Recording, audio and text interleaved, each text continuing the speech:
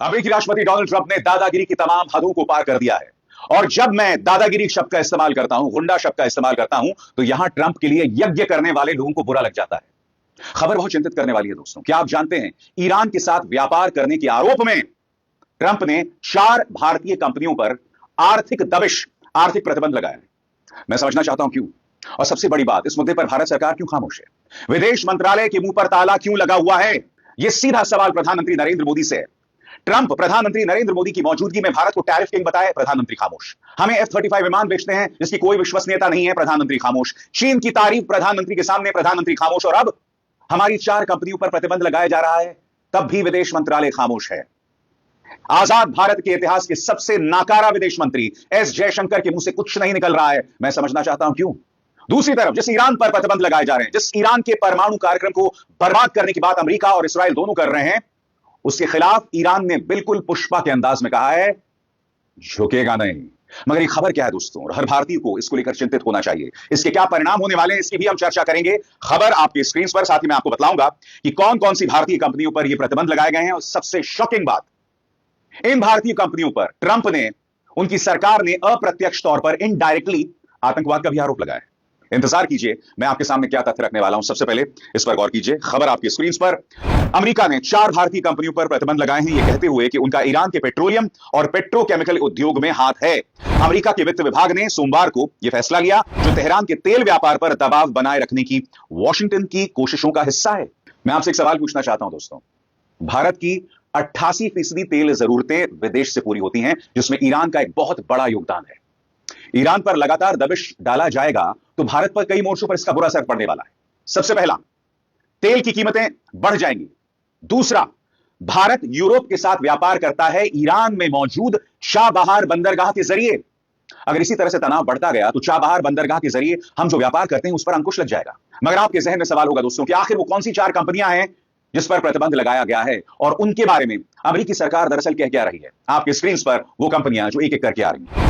America के treasury department के office of foreign assets control यानी OFAC की एक प्रेस रिलीज में बताया गया है कि अमेरिका ने Austin ship management private limited, BSM marine LLP, Cosmos lines और फ्लक्स मैरीटाइम LLP पर प्रतिबंध लगाया है। इन कंपनियों पर आरोप है कि इन्होंने ईरानी पेट्रोलियम से जुड़े प्रोडक्ट्स की ट्रांसपोर्टेशन में मदद की, जिसकी वजह से अब उन पर अमेरिकी कानून के तहत कड़े प्रतिबंध लगाए जाएंगे।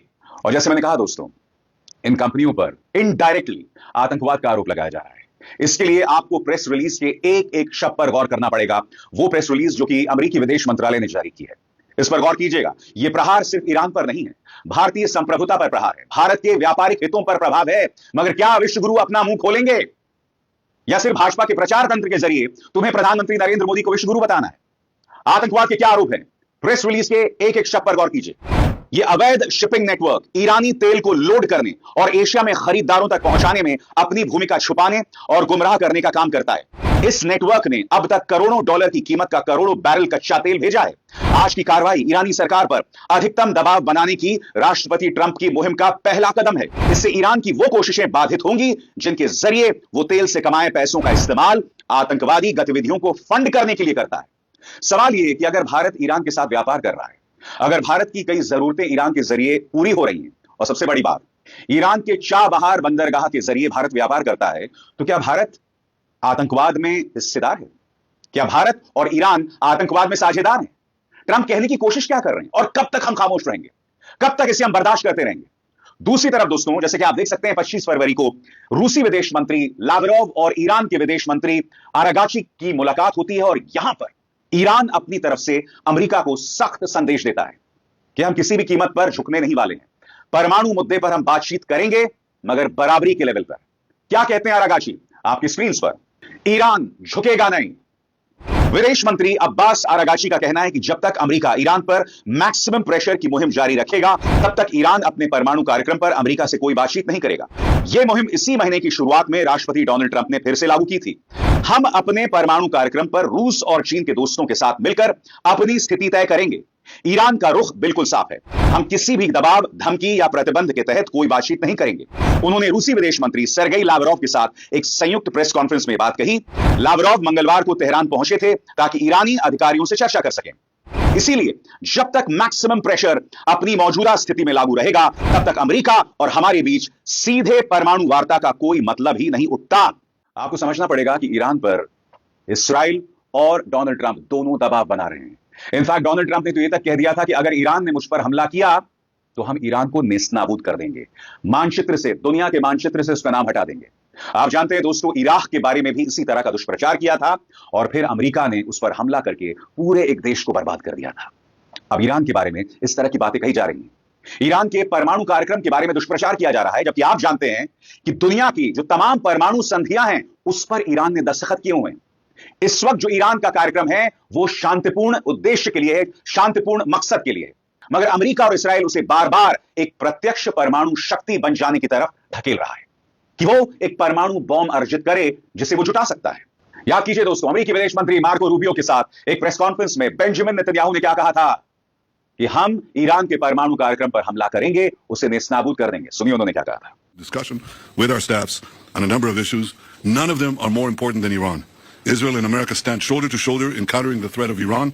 We agree that the Ayatollahs must not have nuclear weapons. And we also agree that Iran's aggression in the region has to be rolled back. Over the last 16 months, Israel has dealt a mighty blow to Iran's terror axis. Under the strong leadership of President Trump and with your unflinching support, I have no doubt that we can and will finish the job. और याद कीजिए Donald Trump का वो बयान कि दुनिया के मानचित्र से ईरान को हटा देंगे। याद है कि भूल गए? सुनिए। Iran and their proxies who have threatened to retaliate against you and your team by killing you guys for taking out Soleimani. Well, they haven't done that, and that would be a terrible thing for them to do. Not because of me. If they did that, they would be obliterated. That would be the end. I've left instructions. If they do it, they get obliterated. There won't be anything left. And they shouldn't be able to do it. And Biden should have said that, but he never did. I don't know why. Lack of intelligence, perhaps. आज भारत के सामने एक बहुत बड़ा धर्म संकट है। एक तरफ प्रधानमंत्री कतर के अमीर से मिलते हैं, उन्हें अपना भाई बताते हैं। यह बात अलग है कि उनकी जो पॉलिटिकल पार्टी है भारत के अंदर क्या बर्ताव करती है मुसलमानों के साथ, वो एक टोटली अलग मुद्दा है। मगर एक तरफ कतर के अमीर से इस तरह से गले लगकर मिलना, सऊदी शासक के साथ इस तरह से बांशें खिल जाती हैं प्रधानमंत्री की, इस तरह से हंसने लगते हैं, इस तरह से मुस्कुराने लगते हैं। और दूसरी तरफ अमेरिकी राष्ट्रपति डोनाल्ड ट्रंप की दादागिरी पर पूरी तरह से खामोश। याद है कि नहीं आपको, प्रधानमंत्री नरेंद्र मोदी और डोनाल्ड ट्रंप एक ही मंच पर बैठे थे। प्रधानमंत्री के चेहरे पर उन्हें टैरिफ किंग बताया जाता है, प्रधानमंत्री कुछ नहीं कहते हैं। प्रधानमंत्री नरेंद्र मोदी में इतनी भी हिम्मत नहीं होती कि वो अमेरिकी राष्ट्रपति से यह कह सके कि हमारे जो अवैध भारतीय जो हैं अगर अमेरिका में घुस जाते हैं तो इस तरह से बेइज्जत करके उन्हें बेड़ियों में जकड़कर आप वापस ना भेजें। अगर कोलंबिया अपने नागरिकों के अस्मिता के साथ समझौता नहीं करता, इज्जत के साथ समझौता नहीं करता, या मेक्सिको भी इस तरह की तस्वीरों को स्वीकार नहीं करता, तो भारत क्यों स्वीकार कर रहा है? यह सवाल तो किया जाएगा ना, क्योंकि इन लोगों का क्या दावा है कि प्रधानमंत्री नरेंद्र मोदी विश्वगुरु हैं, भारत विश्वगुरु बन गया है, मगर दूसरी तरफ डोनाल्ड ट्रंप हमारी कंपनियों को धमकाते हैं, ब्रिक्स सम्मेलन को धमकाते हैं। याद है कि नहीं आपको? ब्रिक्स सम्मेलन जिसका भारत हिस्सा है, उसके बारे में डोनाल्ड ट्रंप ने क्या कहा था? उसके बारे में डोनाल्ड ट्रंप की राय बिल्कुल साफ है। उन्होंने कहा था कि अगर ये लोग अमेरिकी डॉलर को नुकसान पहुंचाएंगे तो मैं इन्हें पाई पाई का मोहताज बना दूंगा। ये लोग मेरे सामने भीख मांगेंगे, कहेंगे हमें माफ कर दो, मैं इन पर 100% टैरिफ लगाऊंगा। इस तरह की शब्दावली थी। अब्यूज, फ्रॉड, इस तरह की शब्दावली का इस्तेमाल डोनाल्ड ट्रंप कर रहे थे प्रधानमंत्री नरेंद्र मोदी की मौजूदगी में, भारत की मौजूदगी में, जब प्रधानमंत्री नरेंद्र मोदी अमेरिका गए थे। और अब भारतीय कंपनियों पर प्रतिबंध लगा दिए गए। क्या आपने भाजपा की तरफ से कोई बयान सुना? क्या आपने विदेश मंत्रालय की तरफ से कोई बयान सुना? मैं समझना चाहता हूं क्यों। क्या विदेश मंत्रालय को इस पर बयान नहीं देना चाहिए? क्या विदेश मंत्रालय को कम से कम यह नहीं कहना चाहिए कि आप ईरान पर आतंकवाद का आरोप लगा रहे हैं, मगर हमारी कंपनियों का इससे कोई लेना देना नहीं है? सबसे बड़ी बात, अगर हम चाबहार बंदरगाह पर ट्रेड करेंगे, व्यापार करेंगे, तो क्या डोनाल्ड ट्रंप भारत को भी या भारत पर भी आतंकवाद का आरोप लगाएंगे और हम चुपचाप इस तमाशे को देखते रहेंगे? सवाल यही किया जाएगा ना दोस्तों कि आखिर कब तक? पूछता है भारत, आखिर कब तक? और सबसे बड़ी बात दोस्तों, इतनी बड़ी खबर हो गई क्योंकि देखिए ये जो तमाम गुल्लू और कालू हैं, तमाम जो पापा की परियां हैं, आपको किस बात को लेकर मूर्ख बनाती हैं?